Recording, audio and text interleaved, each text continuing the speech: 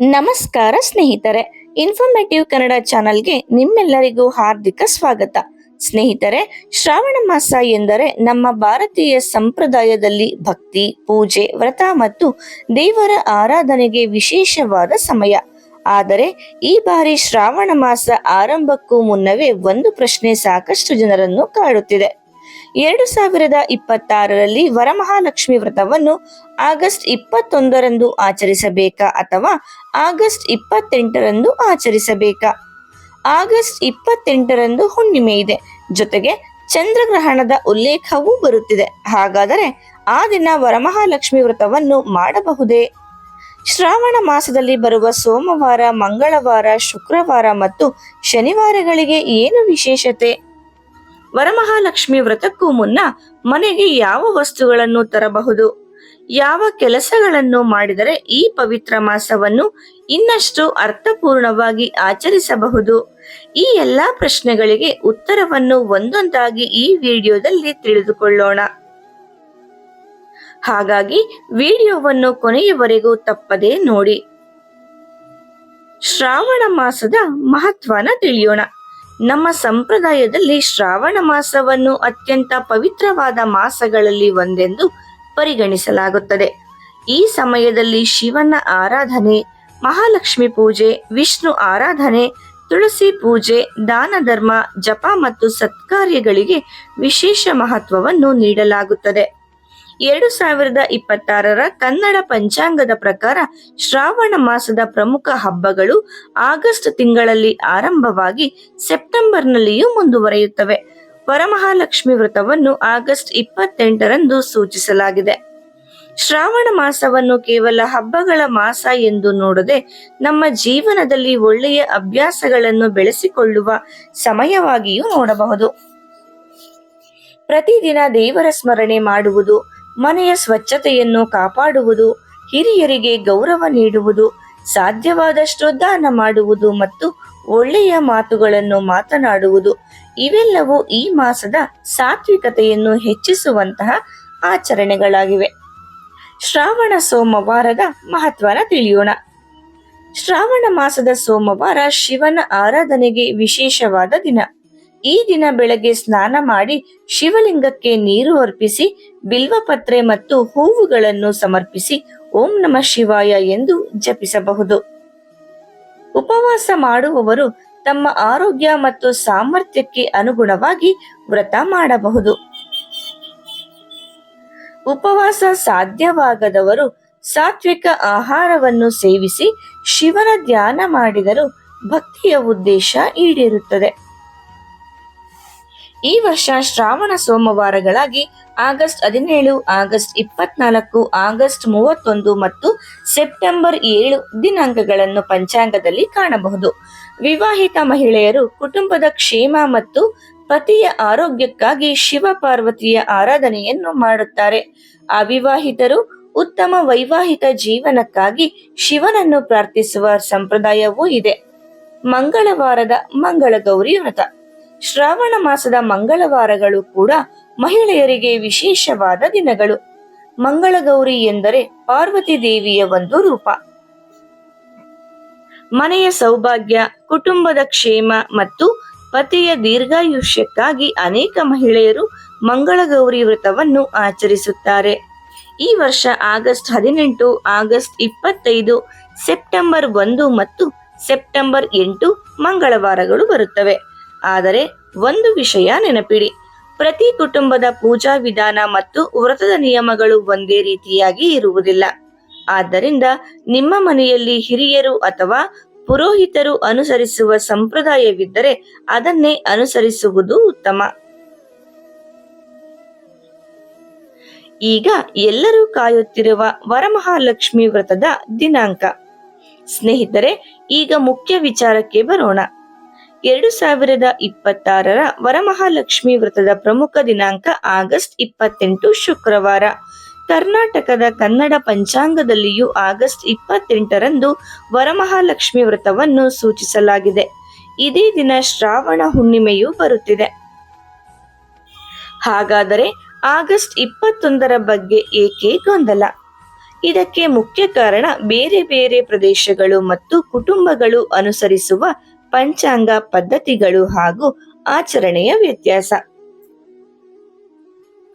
ಕೆಲವು ಕುಟುಂಬಗಳು ತಮ್ಮ ಕುಟುಂಬದ ಸಂಪ್ರದಾಯ ಅಥವಾ ಸ್ಥಳೀಯ ಪುರೋಹಿತರ ಸಲಹೆಯಂತೆ ಬೇರೆ ಶುಕ್ರವಾರಗಳನ್ನು ಆಚರಣೆಗೆ ಆಯ್ಕೆ ಮಾಡಬಹುದು. ಆದರೆ ಸಾಮಾನ್ಯ ಕನ್ನಡ ಪಂಚಾಂಗದ ಪ್ರಕಾರ ಈ ವರ್ಷದ ವರಮಹಾಲಕ್ಷ್ಮಿ ವ್ರತಕ್ಕೆ ಆಗಸ್ಟ್ 28 ಮುಖ್ಯ ದಿನಾಂಕವಾಗಿದೆ. ಹೀಗಾಗಿ ನಿಮ್ಮ ಮನೆಯ ಸಂಪ್ರದಾಯ ಬೇರೆ ಇದ್ದರೆ ಅದನ್ನು ಗೌರವಿಸಿ.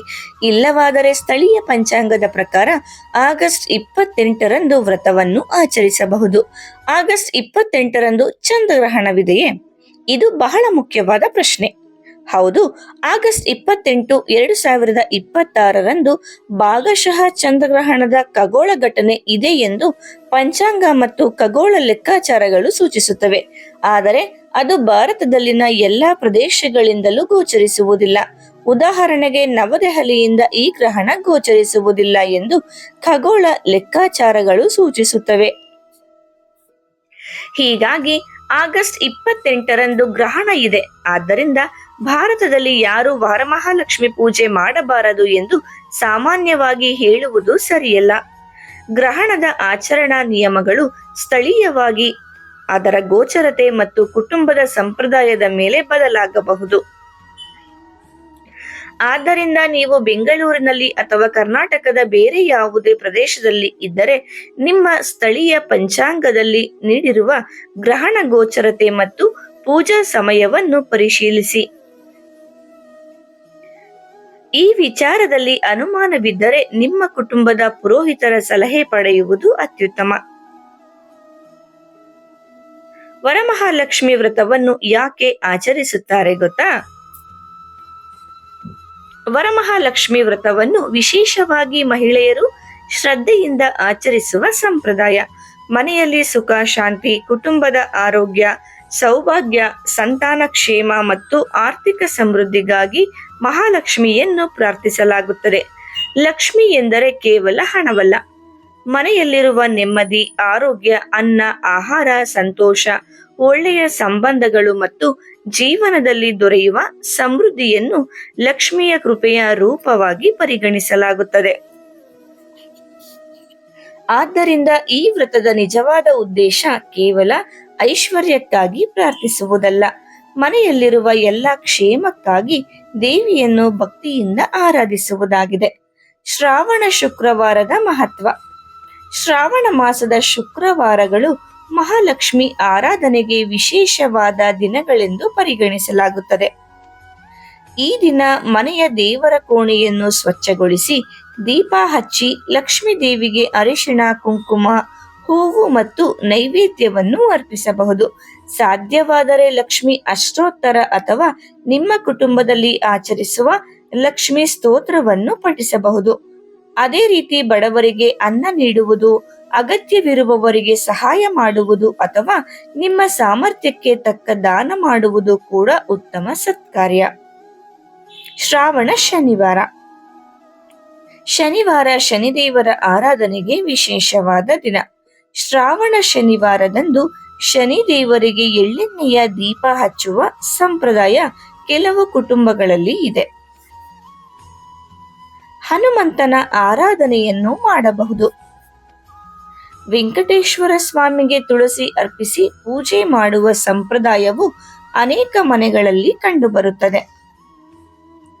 ಆದರೆ ದೇವರ ಪೂಜೆಯನ್ನು ಭಯದಿಂದ ಮಾಡುವುದಕ್ಕಿಂತ ಭಕ್ತಿಯಿಂದ ಮಾಡುವುದು ಮುಖ್ಯ. ಶ್ರಾವಣ ಮಾಸದಲ್ಲಿ ಪ್ರತಿದಿನ ಮಾಡಬಹುದಾದ 7 ಸರಳ ಕೆಲಸಗಳ ಬಗ್ಗೆ ತಿಳಿಯೋಣ. ಮೊದಲನೆಯದು, ಬೆಳಗ್ಗೆ ದೇವರ ಕೋಣೆಯಲ್ಲಿ ದೀಪ ಹಚ್ಚಿ ಪ್ರಾರ್ಥನೆ ಮಾಡುವುದು. ಎರಡನೆಯದು, ತುಳಸಿ ಗಿಡಕ್ಕೆ ನೀರು ಹಾಕಿ ಪೂಜಿಸುವುದು. ಮೂರನೆಯದು, ಮನೆಯಲ್ಲಿ ಜಗಳ ಮತ್ತು ಕೆಟ್ಟ ಮಾತುಗಳನ್ನು ಸಾಧ್ಯವಾದಷ್ಟು ಕಡಿಮೆ ಮಾಡುವುದು. ನಾಲ್ಕನೆಯದು, ಪ್ರತಿದಿನ ಕೆಲವು ನಿಮಿಷ ದೇವರ ನಾಮಸ್ಮರಣೆ ಮಾಡುವುದು. ಐದನೆಯದು, ಅಗತ್ಯವಿರುವವರಿಗೆ ಆಹಾರ ಅಥವಾ ನಿಮ್ಮ ಸಾಮರ್ಥ್ಯಕ್ಕೆ ತಕ್ಕ ಸಹಾಯ ಮಾಡುವುದು. ಆರನೆಯದು, ಮನೆಯ ಹಿರಿಯರನ್ನು ಗೌರವಿಸಿ ಅವರ ಆಶೀರ್ವಾದವನ್ನು ಪಡೆಯುವುದು. ಏಳನೆಯದು ಅನ್ನ ಮತ್ತು ನೀರನ್ನು ವ್ಯರ್ಥ ಮಾಡದಿರುವುದು. ಇವುಗಳಿಗೆ ದೊಡ್ಡ ಖರ್ಚು ಬೇಕಾಗಿಲ್ಲ. ಭಕ್ತಿ ಮತ್ತು ಒಳ್ಳೆಯ ಮನಸ್ಸು ಇದ್ದರೆ ಸಾಕು. ವರಮಹಾಲಕ್ಷ್ಮಿ ವ್ರತಕ್ಕೂ ಮುನ್ನ ಮನೆಗೆ ಏನು ತರಬಹುದು ಗೊತ್ತಾ? ಈ ವಿಚಾರದಲ್ಲಿ ಕೂಡ ಅನೇಕ ಧಾರ್ಮಿಕ ನಂಬಿಕೆಗಳಿವೆ. ದಕ್ಷಿಣಾವರ್ತಿ ಶಂಖ, ಬೆಳ್ಳಿ ನಾಣ್ಯ, ಪೂಜೆಯ ಕಳಶ, ಅರಿಶಿಣ ಕುಂಕುಮ, ಹೊಸ ವಸ್ತ್ರ, ತುಪ್ಪದ ದೀಪ, ಕಮಲದ ಹೂವು ಮುಂತಾದ ಪೂಜಾ ವಸ್ತುಗಳನ್ನು ತಮ್ಮ ಸಂಪ್ರದಾಯಕ್ಕೆ ಅನುಗುಣವಾಗಿ ತರಬಹುದು. ಕೆಲವು ಕುಟುಂಬಗಳಲ್ಲಿ ಗೋಮತಿ ಚಕ್ರ ಅಥವಾ ಕವಡೆಗಳನ್ನು ಲಕ್ಷ್ಮೀ ಪೂಜೆಯಲ್ಲಿ ಬಳಸುವ ಪದ್ಧತಿಯೂ ಇದೆ. ಆದರೆ ಈ ವಸ್ತುಗಳಲ್ಲಿ ಯಾವುದನ್ನಾದರೂ ಖರೀದಿಸಿದರೆ ಖಂಡಿತವಾಗಿ ಹಣ ಬರುತ್ತದೆ ಎಂದು ಹೇಳುವುದು ಸರಿಯಲ್ಲ. ಇವು ಧಾರ್ಮಿಕ ನಂಬಿಕೆ ಮತ್ತು ಸಂಪ್ರದಾಯದ ಭಾಗಗಳು. ನಿಮ್ಮ ಸಾಮರ್ಥ್ಯಕ್ಕೆ ಮೀರಿದ ಖರ್ಚು ಮಾಡಿ ಪೂಜೆ ಮಾಡುವ ಅಗತ್ಯವಿಲ್ಲ. ದಕ್ಷಿಣಾವರ್ತಿ ಶಂಖ. ಕೆಲವು ವೈಷ್ಣವ ಮತ್ತು ಲಕ್ಷ್ಮಿ ಆರಾಧನಾ ಸಂಪ್ರದಾಯಗಳಲ್ಲಿ ದಕ್ಷಿಣಾವರ್ತಿ ಶಂಖಕ್ಕೆ ವಿಶೇಷ ಸ್ಥಾನವಿದೆ.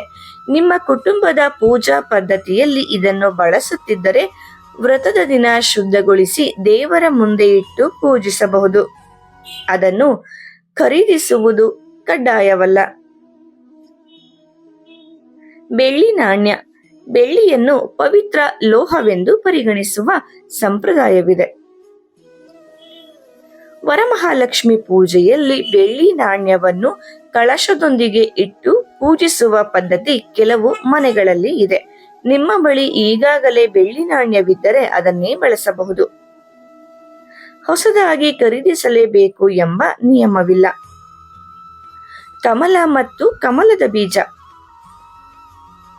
ಲಕ್ಷ್ಮೀ ದೇವಿಯ ಚಿತ್ರಗಳಲ್ಲಿ ಕಮಲಕ್ಕೆ ವಿಶೇಷ ಸ್ಥಾನವಿದೆ. ಆದ್ದರಿಂದ ಸಾಧ್ಯವಿದ್ದರೆ ಲಕ್ಷ್ಮೀ ಪೂಜೆಯಲ್ಲಿ ಕಮಲದ ಹೂವನ್ನು ಅರ್ಪಿಸಬಹುದು. ಕಮಲ ಸಿಗದಿದ್ದರೆ ಬೇರೆ ಶುದ್ಧವಾದ ಹೂವುಗಳಿಂದಲೂ ಭಕ್ತಿಯಿಂದ ಪೂಜೆಯನ್ನು ಮಾಡಬಹುದು. ತುಳಸಿ ಗಿಡ. ಮನೆಯಲ್ಲಿರುವ ತುಳಸಿ ಗಿಡವನ್ನು ಶ್ರದ್ಧೆಯಿಂದ ಆರೈಕೆ ಮಾಡುವುದು ಕೂಡ ಒಳ್ಳೆಯ ಆಚರಣೆ. ತುಳಸಿಗೆ ನೀರು ಹಾಕಿ ದೀಪ ಹಚ್ಚಿ ನಮಸ್ಕರಿಸುವುದು ಅನೇಕ ಹಿಂದೂ ಕುಟುಂಬಗಳ ದೈನಂದಿನ ಸಂಪ್ರದಾಯ. ಹೊಸ ತುಳಸಿ ಗಿಡವನ್ನು ತರುವುದಾದರೆ ಅದನ್ನು ಸೂಕ್ತ ಸ್ಥಳದಲ್ಲಿ ನೆಟ್ಟು ನಿಯಮಿತವಾಗಿ ಆರೈಕೆ ಮಾಡುವುದು ಮುಖ್ಯ. ವರಮಹಾಲಕ್ಷ್ಮಿ ಪೂಜೆಯ ದಿನ ಸರಳವಾಗಿ ಏನು ಮಾಡಬಹುದು? ಮೊದಲು ಮನೆಯನ್ನು, ದೇವರ ಕೋಣೆಯನ್ನು ಸ್ವಚ್ಛಗೊಳಿಸಿ. ನಂತರ ನಿಮ್ಮ ಮನೆಯ ಸಂಪ್ರದಾಯದಂತೆ ಕಲಶವನ್ನು ಸ್ಥಾಪಿಸಿ. ಅರಿಶಿಣ, ಕುಂಕುಮ, ಹೂವು, ಅಕ್ಷತೆ ಮತ್ತು ವಸ್ತ್ರದಿಂದ ಕಲಶವನ್ನು ಅಲಂಕರಿಸಿ. ತೆಂಗಿನಕಾಯಿಯನ್ನು ಕಳಶದ ಮೇಲೆ ಇಟ್ಟು ಲಕ್ಷ್ಮೀ ದೇವಿಯನ್ನು ಆವಾಹನೆ ಮಾಡಿ ಪೂಜೆಯನ್ನು ಮಾಡಬಹುದು. ನಂತರ ಲಕ್ಷ್ಮಿ ಅಷ್ಟೋತ್ತರ, ವರಮಹಾಲಕ್ಷ್ಮಿ ವ್ರತದ ಕಥೆ ಅಥವಾ ನಿಮ್ಮ ಸಂಪ್ರದಾಯದ ಪೂಜಾ ಕ್ರಮವನ್ನು ಅನುಸರಿಸಿ ನೈವೇದ್ಯವನ್ನು ಅರ್ಪಿಸಿ ದೀಪಾರಾಧನೆಯನ್ನು ಮಾಡಿ. ಮನೆಯ ಮಹಿಳೆಯರು ಪರಸ್ಪರ ಅರಿಶಿಣ ಕುಂಕುಮ ನೀಡಿ ಸೌಭಾಗ್ಯವನ್ನು ಹಂಚಿಕೊಳ್ಳಬಹುದು. ಈ ಒಂದು ತಪ್ಪನ್ನು ಮಾತ್ರ ಮಾಡಬೇಡಿ. ಸ್ನೇಹಿತರೆ, ಹಬ್ಬ ಬಂದಿದೆ ಎಂದು ಸಾಲ ಮಾಡಿ ದುಬಾರಿ ವಸ್ತುಗಳನ್ನು ಖರೀದಿಸುವ ಅಗತ್ಯವಿಲ್ಲ. ಲಕ್ಷ್ಮೀ ದೇವಿಯ ಆರಾಧನೆ ಎಂದರೆ ಕೇವಲ ಚಿನ್ನ, ಬೆಳ್ಳಿ, ಹಣ ಅಥವಾ ದುಬಾರಿ ಪೂಜಾ ಸಾಮಗ್ರಿಗಳ ಪ್ರದರ್ಶನವಲ್ಲ. ಮನಸ್ಸಿನ ಶುದ್ಧತೆ, ಮನೆಯ ಸ್ವಚ್ಛತೆ, ಒಳ್ಳೆಯ ಮಾತು, ದಾನ, ಭಕ್ತಿ ಮತ್ತು ಕುಟುಂಬದ ಸಂತೋಷ ಇವುಗಳಿಗೂ ಸಮಾನವಾದ ಮಹತ್ವವಿದೆ. ನಿಮ್ಮ ಕೈಲಾದಷ್ಟು ಮಾಡಿ ಸಾಕು. ನಿಮ್ಮ ಸಾಮರ್ಥ್ಯಕ್ಕೆ ತಕ್ಕಂತೆ ಪೂಜೆ ಮಾಡಿದರೆ ಸಾಕು. ಭಕ್ತಿಯಿಂದ ಮಾಡಿದ ಪೂಜೆ ಸರಳ ಪೂಜೆಯೇ ಅತ್ಯಂತ ಸುಂದರವಾದ ಪೂಜೆ. ಕೊನೆಯದಾಗಿ ಒಂದು ಮುಖ್ಯ ಮಾಹಿತಿ. 2026 ವರಮಹಾಲಕ್ಷ್ಮಿ ವ್ರತದ ದಿನಾಂಕದ ಬಗ್ಗೆ ಗೊಂದಲವಿದ್ದರೆ ಸಾಮಾನ್ಯ ಕನ್ನಡ ಪಂಚಾಂಗದ ಪ್ರಕಾರ ಆಗಸ್ಟ್ 28 ಶುಕ್ರವಾರ ಮುಖ್ಯ ದಿನಾಂಕವಾಗಿದೆ. ಅದೇ ದಿನ ಚಂದ್ರಗ್ರಹಣದ ಖಗೋಳ ಘಟನೆ ಇದ್ದರೂ ಅದು ಭಾರತದಲ್ಲಿನ ಎಲ್ಲೆಡೆ ಗೋಚರಿಸುವುದಿಲ್ಲ. ನಿಮ್ಮ ಸ್ಥಳದಲ್ಲಿ ಗ್ರಹಣ ಗೋಚರತೆ ಮತ್ತು ಸ್ಥಳೀಯ ಆಚರಣಾ ನಿಯಮಗಳನ್ನು ಒಮ್ಮೆ ಪರಿಶೀಲಿಸಿ ನಂತರ ಪೂಜೆ ಮಾಡುವುದು ಉತ್ತಮ. ನಿಮ್ಮ ಕುಟುಂಬದ ಸಂಪ್ರದಾಯ ಬೇರೆ ಇದ್ದರೆ ಅದನ್ನು ಗೌರವಿಸಿ. ಹಬ್ಬದ ದಿನ ದೇವಿಯ ಮುಂದೆ ಒಂದೇ ಒಂದು ಪ್ರಾರ್ಥನೆಯನ್ನು ಮಾಡಿ ಸಾಕು. ಅಮ್ಮ, ನಮ್ಮ ಮನೆಯಲ್ಲಿ ಸದಾ ಆರೋಗ್ಯ, ಸಂತೋಷ, ನೆಮ್ಮದಿ, ಒಗ್ಗಟ್ಟು ಮತ್ತು ಸಮೃದ್ಧಿ ನೆಲೆಸಿರಲಿ. ಎಲ್ಲರಿಗೂ ಒಳ್ಳೆಯದಾಗಲಿ. ಇದೇ ನಿಜವಾದ ಲಕ್ಷ್ಮಿ ಆರಾಧನೆಯ ಸುಂದರ ಅರ್ಥ. ಸ್ನೇಹಿತರೆ, ಈ ವಿಡಿಯೋ ನಿಮಗೆ ಉಪಯುಕ್ತವಾಗಿದ್ದರೆ ಲೈಕ್ ಮಾಡಿ. ವರಮಹಾಲಕ್ಷ್ಮಿ ವ್ರತದ ದಿನಾಂಕದ ಬಗ್ಗೆ ಗೊಂದಲದಲ್ಲಿರುವ ನಿಮ್ಮ ಸ್ನೇಹಿತರು ಮತ್ತು ಬಂಧುಗಳಿಗೆ ಈ ವಿಡಿಯೋವನ್ನು ಶೇರ್ ಮಾಡಿ. ಇಂತಹ ಉಪಯುಕ್ತ ಧಾರ್ಮಿಕ ಹಬ್ಬ ಹರಿದಿನ ಮತ್ತು ನಮ್ಮ ಸಂಪ್ರದಾಯಕ್ಕೆ ಸಂಬಂಧಿಸಿದ ಮಾಹಿತಿಗಳಿಗಾಗಿ ನಮ್ಮ ಚಾನೆಲ್ ಅನ್ನು ಸಬ್ಸ್ಕ್ರೈಬ್ ಮಾಡಿ. ನಿಮ್ಮ ಮನೆಯಲ್ಲೂ ಈ ವರ್ಷ ವರಮಹಾಲಕ್ಷ್ಮಿ ವ್ರತವನ್ನು ಯಾವ ರೀತಿಯಲ್ಲಿ ಆಚರಿಸುತ್ತೀರಿ ಎಂಬುದನ್ನು ಕಾಮೆಂಟ್ನಲ್ಲಿ ತಿಳಿಸಿ. ಮತ್ತೊಂದು ಉಪಯುಕ್ತ ಮಾಹಿತಿಯೊಂದಿಗೆ ಮತ್ತೆ ಭೇಟಿಯಾಗೋಣ. ಶ್ರೀ ಮಹಾಲಕ್ಷ್ಮಿಯ ಅನುಗ್ರಹ ನಿಮ್ಮ ಮತ್ತು ನಿಮ್ಮ ಕುಟುಂಬದ ಮೇಲೆ ಸದಾ ಇರಲಿ. ಓಂ ಶ್ರೀ ಮಹಾಲಕ್ಷ್ಮೀ ನಮಃ.